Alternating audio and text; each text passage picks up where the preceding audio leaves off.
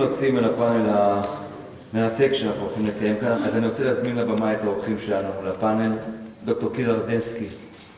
בבקשה. מר דידיה טוביה, בבקשה.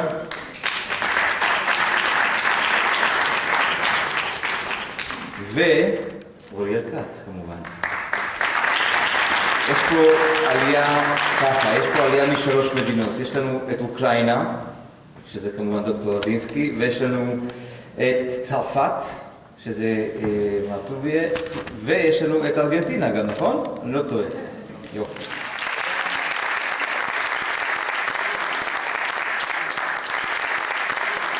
עליתי מארגנטינה בגיל 6, המשפחה שלי, עם האחים שלי. באנו מבואנוס איירס, למי שלא מכיר, אחד הערים המדהימות בעולם, לעיר המדהימה בישראל, דימונה. זה היה שוק חיי, כל המשפחה. יפה שבחרתם מעיר גדולה לעיר יותר גדולה, כאילו, מכרו לנו. האמת היא, זה אחד האתגרים הקשים, שזה בדיוק אבא שלי בעלייה, גם שני ההורים שלי לא סיימו תואר.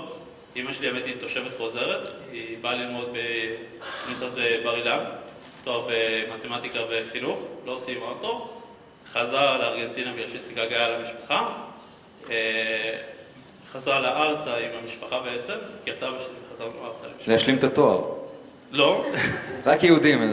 תסיים את התואר, תביא תעודה. זה שחוזר במשפחה. באמת היה מאוד קשה להורים שלי להיקלט במדינת ישראל. אבא שלי מהנדס מוכשר מאוד אבל בלי תואר. אמא שלי דווקא כן הצליחה בגלל שהיא למדה בארגנטינה בבית ספר יהודי, והיה לה עברית, אז היא הצליחה ללמד בבית ספר, מורה. זה הרבה עולים מורים דרך אגב. זה נשים מורות עולות, זה תמיד קורה.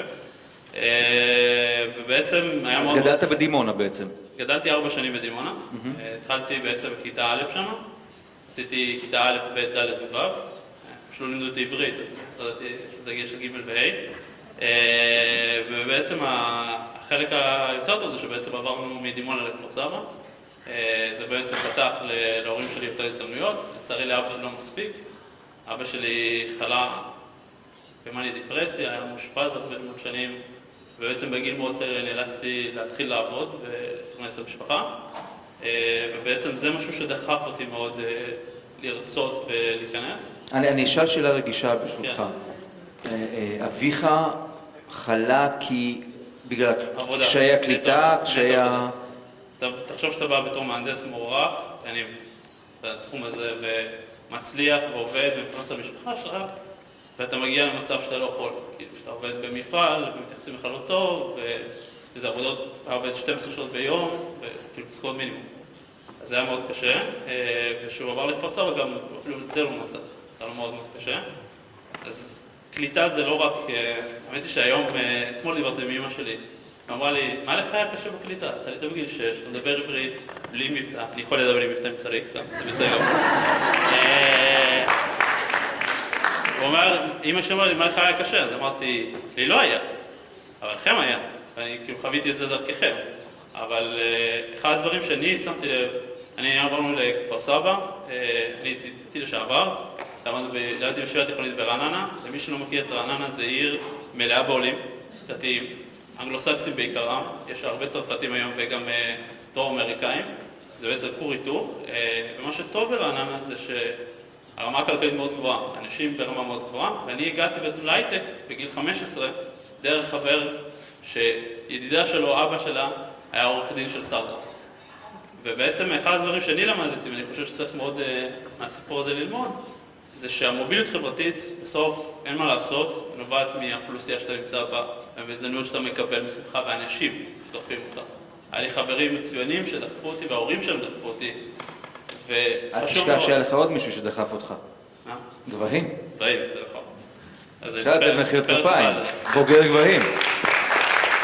אז זה מאוד חשוב לתת בעצם לעולים את כל הכלים, את כל ההזדמנויות, ולצערי לא בכל ישראל, בכל הפריפריה יש את אותם הזדמנויות. שווה קודם כל לתת לעולים נחיתה יותר, נקרא לזה רכה מאשר דימונה, כל הכבוד לדימונה, עיר באמת מהממת, אבל קשה יותר. לגבי גבהים בעצם, הסטארט-אפ שלי שהתחלנו אותו, חיפשנו אקסלרטור להתחיל איתו, אני והשותף שלי, היינו התחילת דרכנו שני שותפים, אני ואור סלע, ולאחרי זה הצטרף אלינו כחלק מהאקסלרטור טל קרייזר שהוא המנכ"ל שלנו. בעצם חיפשנו איזשהו אקסלרטור שיקח שני יזמים שרוצים לעשות משהו עם ערים. וערים, לא יודע מי שמכיר או מי ששמע, זה גוף לא פשוט לעבוד איתו. לא רק בתור יזם, גם ארנונה וכאלה, אבל בתור יזם מאוד יותר. ובעצם הגענו לטל קלם ואיזבלה, בגבעים, שקיבלו אותנו, וסמדר הרשקוביץ מצד העירייה, שאני עובד איתה היום בכובעים אחרים, ובעצם פתחו לנו את הדלת. נתנו לנו גם מקום טוב להיות, לעבוד בו, גם מנטורים, וגם גישה לעיריית אשדוד, ועיריית אשדוד עזרה לנו, ובעצם הפלט הראשון שלנו היה ככה. ככה הגענו בעצם לפלט הראשון. זהו, זה היה הסיפור הגדול עם גבעים, הם באמת עוזרים. אני היום מקבל גם הרבה קורות חיים של אנשים שמחפשים עבודה, ואני מאוד נהנה מזה, כי בסוף הסיפור של העלייה של המשפחה שלי הוא נטו לעבודה. כאילו, עבודה זה מה שיצר את הבעיות. זה קטע מדהים שהעלייה אצלך, בניגוד נדמה לי לשני הדברים הקודמים, היא מלווה אותך לאורך החיים בצורות אפילו גם קצת טראומטית, במובנים מסוימים. טובה, מחשלת. ההיסטוריה המשפחתית ואביך וזה, אני אומר, זה מלווה אותך הרבה שנים אחורה. מדהים, אוריאל, תודה רבה.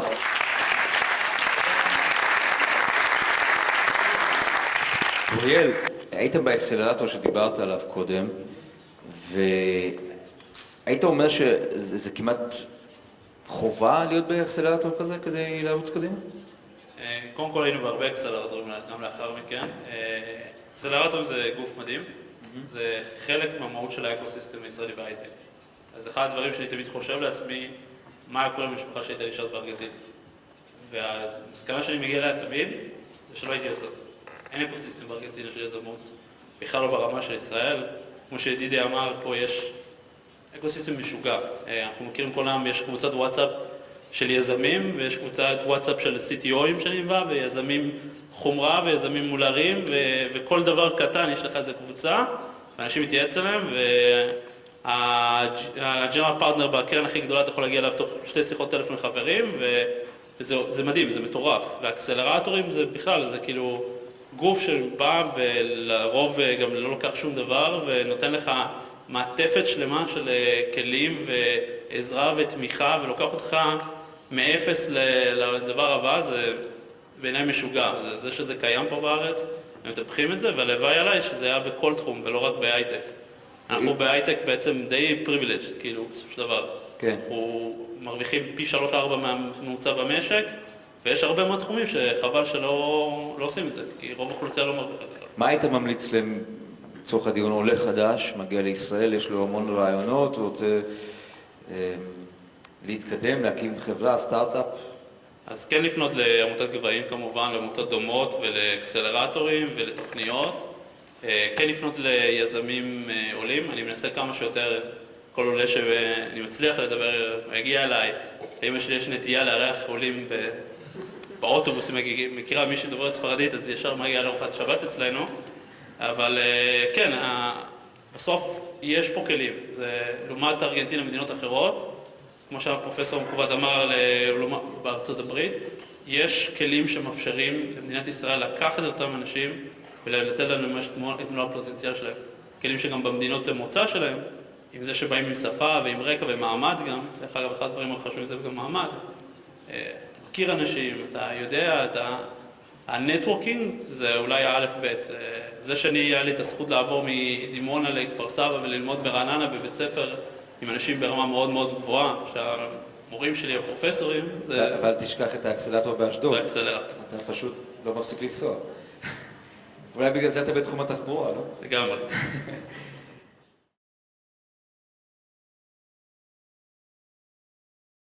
דיברנו על מוביליות חברתית, והמוביליות חברתית באופן פרדוקסלי אולי דווקא הקשיים מייצרים מוביליות חברתית. מייצרים את הרצון למוביליות חברתית, את הדחיפה, את ההבנה שאתה הגעת ברמה מסוימת ואתה רוצה להיות יותר טוב ממה שהיה לך, לתת לילדים שלך יותר ממה שקיבלת שהיית על זה. אז במובן הזה זה נותן את זה, וגם זה מסביר גם, זה נותן לך איזושהי הבנה של מה זה מוביליות חברתית, שאתה רואה את העמיתים שלך, את החברים ואת ההורים שלה, איך הם מגיעים ואיפה נמצאים ואיפה אפשר להגיע. אז אני אמרתי את זה קודם, איפה שאתה נמצא ואיפה שהאנשים שהם מסביבך וההזדמנויות שהם מסביבך מאוד מגדירים את המוביליות החברתית שתוכל להגיע. ומה לדעתך מיוחד בעולה חדש שמגיע לארץ ומצליח לפרוץ את אותם מחסומים חברתיים ולפרוץ קדימה? יש הרבה דברים, חוץ מזה שזה הרגשה טובה, שאתה יכול לספק לך להורים שלך יותר.